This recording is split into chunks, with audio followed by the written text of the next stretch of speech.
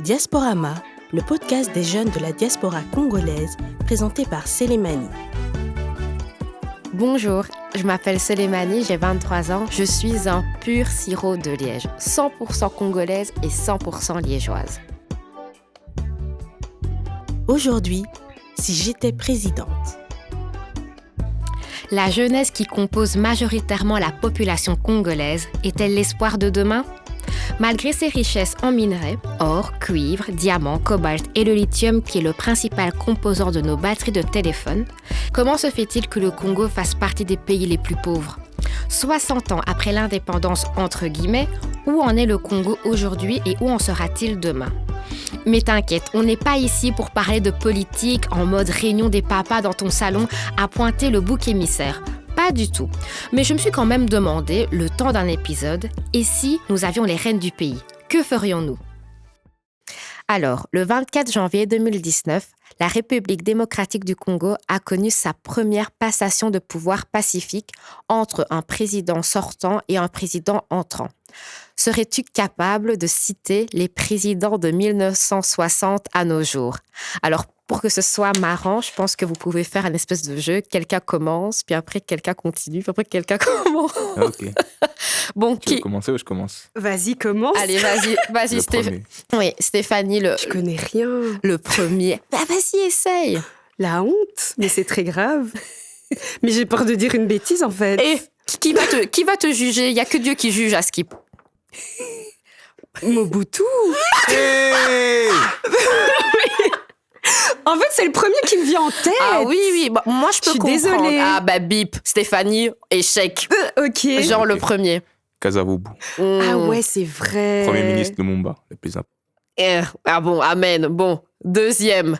Jean encore. Mobutu. Oui. Franchement, il peut faire le jeu tout seul, en fait. Ok, donc Stéphanie, pour si j'étais présidente, 0. Ouais, Merci exactement. beaucoup. Ok, vas-y, dis-les. Ah, Kabila père, Mhm. Kabila fils, et maintenant Tshisekedi. Voilà, un point. Stéphanie, tu nous fais la honte. J'espère que tu vas bien rattraper le jeu. J'espère aussi. C'est très grave. Mais en fait, les noms, je les connais, mais je connais pas. Alors, par exemple, quand tu as dit Kasavubu, oui, en fait, c'est logique. Mais bref, continuons. C'est pas Ok. grave. C'est pas grave. Est-ce que tu connais l'histoire de la RDC et si oui, où l'as-tu apprise ? Où j'ai vraiment le plus appris, c'est à l'école, en fait. Je peux pas vraiment dire que de moi-même, je m'y suis intéressée, tout simplement parce que mes parents, ils m'ont pas vraiment donné, pas envie, mais on va dire que eux-mêmes, ils sont arrivés en Europe, ils avaient 15 ans. Donc, ils ont grandi dans des familles d'accueil avec des Européens. Donc, eux-mêmes, dans l'éducation qu'ils m'ont donnée, c'est pas comme s'ils m'ont dit oui, il faut que toi-même tu cherches ton histoire, etc. On va dire que l'histoire, je l'ai connue vraiment à l'école et un petit peu quand j'ai participé à Miss Africa, mais sinon, de moi-même, je vais pas faire genre, j'ai pas fait de recherche ou quoi que ce soit. Voilà. Et est-ce que c'était suffisant pour toi ? Non, je pense pas que c'est suffisant. Quand on me demande le premier président, je dis Mobutu, donc c'est pas suffisant. Oui, c'est vrai. C'est pas suffisant. Et toi, Jean ? Moi, pour ma part, c'est justement le contraire. Moi, je l'ai vraiment appris dans ma famille. C'est mon père qui m'a vraiment initié à ça très tôt. Ma mère s'intéressait également, donc elle m'en a aussi parlé. Et d'ailleurs, moi, justement, à l'école, ça me dérangeait beaucoup et je me disputais beaucoup avec mon professeur d'histoire parce que j'avais vraiment l'impression très jeune qu'en fait, l'histoire qu'il me racontait, c'était pas la même chose que qu'on m'avait conté en famille ou que je voyais en documentaire. C'est vrai qu'il y a un problème au niveau du système scolaire belge parce que l'enseignement sur la colonisation, c'est même pas obligatoire. Toi, Stéphanie, est-ce que tu as dû l'étudier ? Oui, j'ai dû l'étudier, mais il y a pas longtemps, je parlais avec ma petite cousine qui a 14 ans. On avait une discussion et je disais « Oui, mais t'as appris ça à l'école !» On parlait de la colonisation et elle me regarde, elle me dit « Non, j'ai pas vu ça. » Là, je me suis vraiment dit « Attends, c'est le système scolaire, c'est le cursus qui a changé ou ça dépend vraiment des écoles ?» Parce que moi, j'ai fait plusieurs écoles en secondaire et on nous a appris la colonisation, quoi. Enfin, je sais pas comment ça se passe dans d'autres écoles, mais en tout cas, nous, on a appris à l'école. Enfin, ils disent ce qu'ils veulent, mais les bases, entre parenthèses, leurs bases, on les a appris, quoi. C'est vrai, parce que voilà, par exemple, la guerre 40-45, 14-18, on l'a, ça c'est clair et net que tout le monde va l'apprendre, mais par contre, la colonisation, non. Est-ce que pour vous, en tant que belgo-belge, dans le sens où belge personnes blanches, est-ce que eux aussi, ils devraient avoir ce devoir de connaissance envers l'ancien Congo-Zaïre ? Jean ? Je pense qu'il faut voir la Belgique comme ayant aussi des enfants de la diaspora congolaise. Et donc, c'est le fait qu'il n'y a qu'un seul chapitre, par exemple, dans un cours d'histoire, qui traite de la colonisation, en plus avec un œil eurocentré. Bon, après, on est en Europe, donc c'est tout à fait normal, mais occultant pas mal de points dans cette histoire, je trouve ça quand même très grave. Surtout que voilà, il faut prendre en compte les diasporas qui sont ici présentes. Alors pour un belgo-belge, je pense qu'il doit quand même savoir ce que son pays, ce que son roi et puis son pays, enfin le gouvernement de son pays a quand même fait ailleurs. Et c'est, il me semble, une nécessité, ne serait-ce que pour la curiosité historique. Moi, je pense que c'est une obligation parce que ça fait partie de l'histoire de la Belgique. Quand on regarde la Belgique avant la colonisation du Congo et après, c'est pas la même au niveau de la mentalité. Même, enfin, on va pas faire de dessin. On sait très bien tout ce qui s'est passé, comment la colonisation a enrichi la Belgique. Donc, le Belge blanc doit savoir d'où est-ce que leur richesse vient, tout simplement. Et aussi connaître ses crimes. Pardon ? Et il doit connaître aussi ses crimes. Oui, parce que ça fait partie de leur histoire et même si c'est affreux, ça fait partie de l'histoire. Donc, même en tant que Belge, 100%. Je trouve que ça devrait... Enfin, c'est une obligation, en fait. Ouais. Oui, parce qu'il y a beaucoup de monuments qui ont été financés sur le dos, on va faire même un sale jeu de mots, mais sur le dos des mains des Congolais, puisque certaines ont été coupées. Est-ce que vous pensez qu'il y a un lien entre le fait qu'on ne parle pas de la colonisation à l'école, donc quand même l'endroit où on est censé avoir certaines connaissances, et le fait que voilà, il y a toujours du racisme entre nous, les jeunes, et tout ça. Jean ? Ouais, moi je pense qu'il y a un lien. Je pense pas que apprendre la colonisation à l'école va leur permettre de ne plus être raciste, de ne plus être xénophobe, mais au moins ça permettra d'un peu enlever pas mal de fausses croyances qu'ils ont et qu'ils propagent quand ils sont xénophobes ou racistes. Par exemple, il faut qu'ils se rendent compte de leurs crimes, mais il faut aussi qu'ils comprennent pourquoi il y a cette immigration. Par exemple, l'immigration congolaise en Belgique est importante. Pourquoi ? Parce il y a un lien historique qui s'est créé malgré nous en tant que Congolais, et à fortiori, moi j'ai tendance à appeler la colonisation comme un acte guerrier. Moi, c'est un acte de guerre. Et donc, du coup, oui, on a une population qui est ici et qui doit voir des monuments à la gloire d'un colonisateur. Ça pose problème. Et en se rendant compte de tout cela, je pense qu'au moins, ça permettra de comprendre les diasporas qui sont ici présentes. Et toi, Stéphanie ? En fait, quand je te regardais bizarrement, c'était sur le point que si on parle plus de la colonisation, il y aura moins de racisme. Là, je suis pas d'accord. Enfin, je suis totalement le point de vue de Jean, mais sur ce point-là, enfin, on est d'accord que je pense pas parce que t'aies la connaissance ou pas, le racisme, pour moi, ça reste un choix, en fait. On est tous des êtres humains, que tu saches d'où je viens ou pas. Il n'y a pas de haine à avoir. Tu vois ce que je veux dire ? On a la même valeur, en fait. Ouais, je suis totalement son point. Mais en fait, quel serait l'effet positif de l'enseignement de la colonisation sur des jeunes dits belgo-belges ? C'est un enrichissement, en fait. Pour le Belge même, c'est mieux connaître son histoire, mieux savoir se positionner, même face aux immigrés. Et même une personne qui n'est pas raciste, par exemple, j'ai des amis qui ne sont pas racistes, mais ils savent pas que le Congo et la Belgique, c'est pas que c'est mais il y a un lien total, alors qu'ils se sentent pas concernés, alors que si ils connaissent plus l'histoire, ouais, je sais pas comment m'exprimer, mais je pense que c'est juste une question d'enrichissement. Au plus t'es enrichi, au plus t'as la connaissance, au plus t'as l'esprit ouvert, et là, c'est vrai qu'alors il y a peut-être un lien avec la réduction de discrimination, peut-être. Je suis pas sûre. Ok, d'accord. Alors, êtes-vous déjà parti au pays ? Jean ? Assez étonnamment, non. C'est pas étonnant du tout parce que je fais partie du même cas. Ok, on est ensemble. On est ensemble vraiment. Donc, sinon, donc pourquoi ? Moi, c'est plus de l'ordre familial parce que normalement, j'étais censé partir à 18 ans parce que plus tôt, il y a eu pas mal de soucis entre mes familles parce que mon grand-père était polygame et donc du coup, il y a pas mal de familles. Et donc du coup, voilà, suite à un souci. Et donc, je devais attendre d'être adulte, d'être plus grand. Souci de sécurité aussi, voilà. Finalement, ça ne s'est pas fait parce que mon père a jamais décidé bon de m'y emmener. Et donc, du coup, je vais devoir y aller seul moi-même. Dès que quelqu'un est chaud, dès que quelqu'un me propose d'y aller, je saute dans l'avion et j'y suis. Tu peux venir avec moi. C'est ce que j'allais dire. On peut faire à 3. Il n'y a pas de problème comme ça. Tu seras notre guide parce que Stéphanie, je pense que tu as déjà été. Oui, j'y vais quasiment chaque année depuis 2007, je pense. Ouais. Enfin, la dernière fois, c'était en 2017. Ça fait 2 ans que j'ai pas été, mais depuis 2007, j'y vais quasiment chaque année. Tu avais quel âge quand tu es partie pour la première fois ? J'avais 13 ans quand j'ai été pour la première fois au Congo. Et Première fois que j'ai été, catastrophique. J'aimais pas, en fait, je me sentais pas chez moi. Enfin, les premières secondes, quand t'arrives à l'aéroport, Anjali, t'es émerveillée parce que c'est quelque chose dont on t'a toujours parlé et tu le vois en vrai. Et il y a une ambiance, il y a une odeur. Franchement, il y a tout. C'est toute une atmosphère qui te donne la joie, en fait. Après, tu prends la route, tu roules de Njili jusque Limete, donc jusqu'à la ville. Et là, choquée.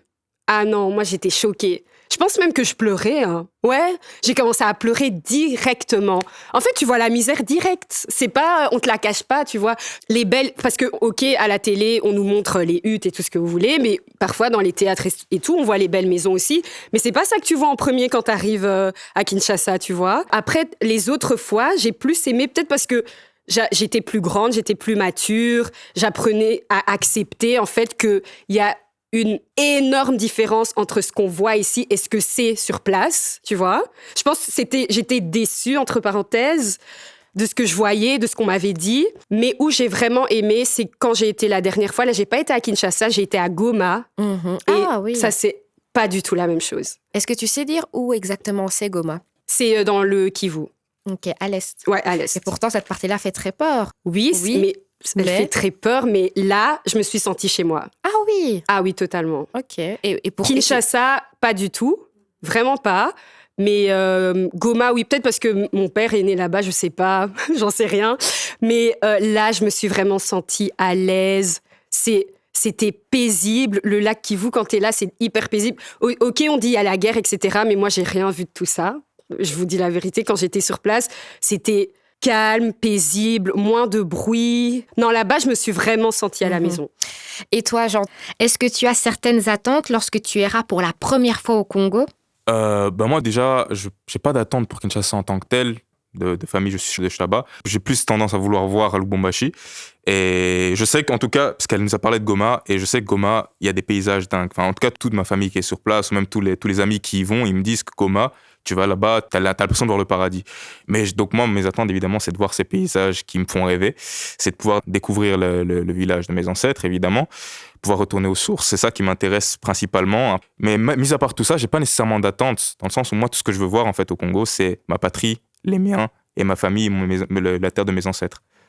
Très, très intéressant ce que tu as dit parce que tu as parlé de retour aux sources. Alors, est-ce que nous, en tant que personnes issues de la diaspora, on peut parler de retour? Et puis, est-ce que vous envisagez de retourner au pays de manière officielle, vraiment habiter là-bas? Bref, est-ce qu'on peut parler de retour quand on est né ici? J'avoue, en fait, retour, c'est un mot bizarre un peu quand on est né ici, en fait. Enfin, comment je parle de retour? Et je pense que c'est un peu l'idée pour les enfants de la diaspora qui parlent en termes de retour. C'est vraiment cette envie de redécouvrir sa culture qui est changée. Parce que moi, par exemple, je suis né ici. J'ai une culture belge, déjà parce que je le suis à moitié, mais j'ai une culture belge et congolaise. Et c'est très mélangé, tu vois. Et donc, j'ai du mal à discerner l'un de l'autre. Alors, enfin, évidemment, tu sais, c'est discerner, mais il y a des choses qui sont mélangées. Et donc, du coup, pour moi, quand je parle en termes de retour, c'est vraiment de pouvoir redécouvrir toute cette partie de moi qui n'a pas pu être exploité à 100%. C'est plus dans ces termes-là. Et donc, j'avoue que c'est bizarre. Mais le fait d'aller au Congo, quand tu es congolais, c'est un retour spirituel. Surtout quand tu vas sur la terre de tes ancêtres, tu redécouvres en fait les fondements qui fait ta personne, qui ont fait tes parents. Donc oui. Et est-ce que tu envisagerais d'habiter là-bas? Personnellement, c'est l'envie que j'ai. C'est faire la deuxième partie de ma vie là-bas. La deuxième partie de ma vie. Donc c'est à partir de quel âge alors? Ce serait dès que déjà, je sais pas la situation, mais je dirais 35. Dès que c'est envisageable, quoi. Vraiment, j'aimerais accomplir ce que j'ai à accomplir ici, en Belgique, et puis partir là-bas et vraiment. Je veux même mourir là-bas et qu'on m'enterre là-bas. Te dire. Oh, waouh! Et toi, Stéphanie, quel serait ton plan de vie? Est-ce que toi aussi, ce serait ta deuxième partie comme Jean ou peut-être dès maintenant, je ne sais pas?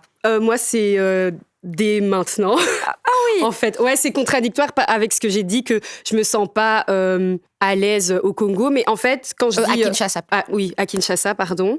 Mais quand je dis c'est dès maintenant, c'est pas nécessairement le Congo, en fait. Je vois l'Afrique, comme un retour en Afrique, mais pas nécessairement un retour au Congo. Et quand on parlait de retour et de redécouverte, en fait, moi, je vois pas trop ça comme une redécouverte, mais juste une découverte, tu vois. Parce que tu pars à la source que t'as jamais vue. Donc, c'est une découverte de soi d'une autre façon, mais pas vraiment une redécouverte. Parce que redécouvrir, c'est comme si t'avais déjà connu, tu vois. Enfin, moi, je le vois plus comme ça. Et tu es issu de la diaspora et tu es aussi né en Belgique. Nous parlons souvent de la jeunesse comme étant l'avenir de l'Afrique. Alors voilà, en 2060, si tu étais président ou présidente, que ferais-tu, Jean ? Il y a plein de choses à faire. Il y a un truc que je tiens à dire, c'est que les enfants de la diaspora ne doivent pas avoir ce sentiment de supériorité par rapport aux personnes locales. Désolé. Parce que en soi, on vit pas les réalités du terrain. On n'a pas connaissance de celles-ci. Et les gens sur place luttent. C'est pas des gens qui sont là et qui attendent, loin de là. Et pourtant, les enfants de la diaspora ont cette mentalité-là. Et c'est pas parce qu'on vient d'Europe qu'on a quelque chose en plus, loin de là. On part même avec un désavantage. Mais imaginons.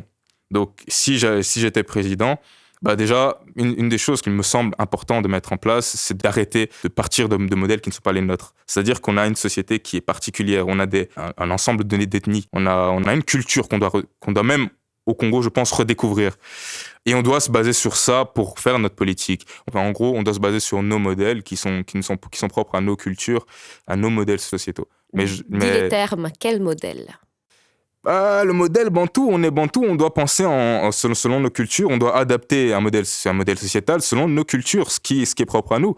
Je sais pas si tu as lu, par exemple, il y a la solidarité bantou. On voit qu'il y a des systèmes de solidarité chez nous qu'on n'a pas besoin de piocher ailleurs dans d'autres sociétés, par exemple. Et donc, on doit juste, en fait, si je puis dire, redécouvrir nos cultures et les moderniser, si tu veux. Donc, prendre tout ce qui s'est fait avant les colonisations, avant les importations, et moderniser selon nos besoins actuels, selon le besoin de la population. Et on ne doit pas, par exemple, aller se lancer dans des histoires d'économie globale sans en être maître. C'est-à-dire qu'aujourd'hui, par exemple, tu peux remarquer que, t'as plein d'entrepreneurs au Congo, t'as même des politiques qui veulent se lancer dans l'économie globale, veulent investir à l'image des États-Unis ou à l'image européenne, alors que, concrètement, en fait, on se vend plus qu'autre chose. On vend les ressources directement, alors qu'on devrait peut-être avoir plus de contrôle sur celles-ci, peut-être transformer nous-mêmes nos ressources premières et les vendre plus cher. Il y a plein de choses à mettre en place qui sont peut-être même plus intelligentes pour nous que juste prendre un modèle qui est celui qui est, je vais dire occidental pour être très généralisant, mais donc occidental, et voilà, on fait pareil. Ça va marcher alors que ça marche pas et on le voit très bien. Et toi, Stéphanie, si tu étais présidente, que ferais-tu ? Ça va un petit peu dans le même sens que Jean, mais vraiment une réforme totale, en fait, au niveau de l'institution, au niveau des mœurs. Parce que, comme il a dit, c'est comme si on essaye de faire un copier-coller de pays qui n'ont pas la même source que nous. Et on reconnaît une chose à sa valeur par sa source. Et j'ai l'impression que le gouvernement congolais lui-même ne connaît pas sa source et donc ne connaît pas la valeur du pays qu'il a entre les mains. Et quelle serait sa source pour toi ?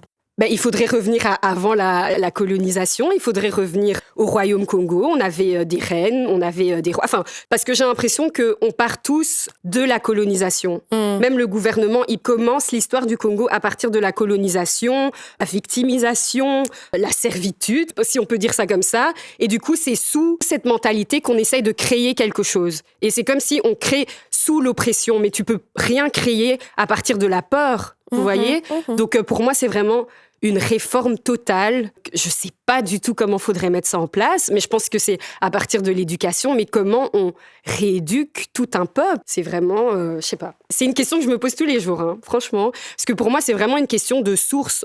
Quand tu ne connais pas ta source, tu ne connais pas ta valeur. Je trouve que c'est ça la base du problème. Donc c'est un peu, dis-moi d'où tu viens, je te dirai qui tu es. Exactement, parce que même les gens qui prônent, on va dire le gouvernement, on veut le bien du Congo, mais de quel bien tu parles en fait ? Tu regardes les États-Unis ? Tu regardes la Chine ? De quel bien tu parles ? Eux-mêmes, en fait, ne savent pas vers où ils veulent aller.